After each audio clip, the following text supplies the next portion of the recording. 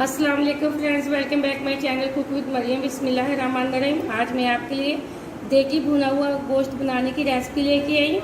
ये बहुत ही आसान तरीके से मैं आपको बताऊँगी, बहुत ही मज़े का बनता है। यहाँ मैंने देगी भुना हुआ गोश्त बनाने के लिए 1 किलो मैंने मटन लिया, जिसको मैंने अच्छे से धो के रख लिया। यहाँ मैंने एक बड़े साइज़ की प्याज ली, जिसको मैंने चॉप करके रख लिया। एक बड़ी मैंने टमाटर लिए। यहाँ मैं अदरक के 4 पीस लिए हैं। 4 मैंने 5 हरी मिर्चें लिए, थोड़े से लहसुन के जवे लिए। मैंने 1 छोटी चम्मच लाल मिर्च पाउडर के लिए, आधी छोटी चम्मच में हल्दी पाउडर के लिए, 1 छोटी चम्मच में नमक के लिए। आप नमक और मिर्च हमेशा अपने हिसाब से डाला करें। यहाँ मेरे पास है पेपरिका पाउडर आधी छोटी चम्मच, ये सिर्फ कलर देने के लिए होता है, फ्लेवर के लिए नहीं। यहाँ मेरे पास कुछ साबुत मसाले हैं, जिसमें एक मैंने तेज़पात लिया, एक दालचीनी का टुकड़ा लिया, एक काली इलायची लिए, 2 से 3 लौंग लिए। यहाँ मैंने एक बादियान का फूल लिया, आधी चम्मच मैंने साबुत जीरे की लिया है। यहाँ मैंने लिए पीसे हुए गरम मसाले, जिसमें है मेरे पास जीरा पाउडर है, खुश्क धनिया पाउडर है और पिसा हुआ गरम मसाला है। यहाँ मैंने आधी छोटी चम्मच लिए काली मिर्च पाउडर की। ये मैंने 4 चम्मच लिए दही के।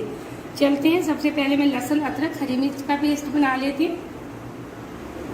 यहाँ मैंने लहसुन अदरक हरी मिर्च और टमाटर का पेस्ट बना लिया। अब मैं इसको साइड पे रख देती हूँ।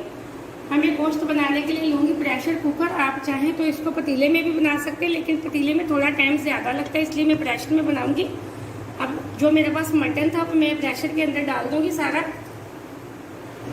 यहाँ मैंने सारा मटन प्रेशर के अंदर डाल दिया। अगर हम इसको पतीले में बनाते तो हमें ज़्यादा टाइम लगना था, इसलिए मैंने प्रेशर में बनाया ताकि हम ये जल्दी बना ले सालन।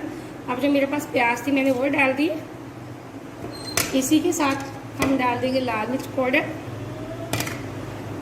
हल्दी पाउडर, ये मिर्च और नमक आप हमेशा अपने टेस्ट के हिसाब से डाला करें। नमक, पेपरिका पाउडर, यहाँ जो मेरे पास साबुत मसाले थे हम वो डाल देंगे। ये हम इसलिए डालते हैं ताकि जो हमारे गोश्त की स्मेल है वो बिल्कुल ख़त्म हो जाए। अब हम इसको जो मैं लहसुन अदरक हरी मिर्च और टमाटर का पेस्ट बनाया था मैं वो डाल दूँगी। मज़ीद हम इसमें तकरीबन 1.5 गिलास डालेंगे पानी का। यह मज़ीद मैंने 1.5 गिलास लिया है पानी का, वो मैंने डाल दिया। अब हम इसको ढक्कन लगा के सीढ़ी पे तकरीबन 15 से 16 मिनट के लिए छोड़ देंगे। फ्लेम ऑन करने लगी। अभी हम इसको मीडियम फ्लेम पे पकाएंगे।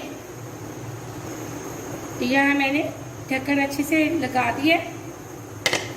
यहाँ हम इसको इस पर लगा देंगे वेट। अब हम इसको सीटी पे छोड़ेंगे तकरीबन 15 से 16 मिनट के लिए। मिलते हैं 15 से 16 मिनट बाद। यहाँ तकरीबन 16 मिनट हो चुके हैं, गोश्त हमारा अच्छे से गल चुका है।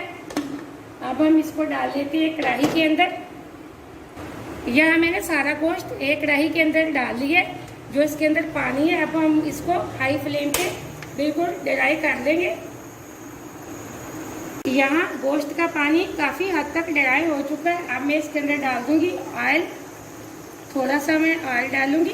आप हमेशा जितना आप चिकनाई पसंद करते हैं उस हिसाब से ऑयल डाला करें।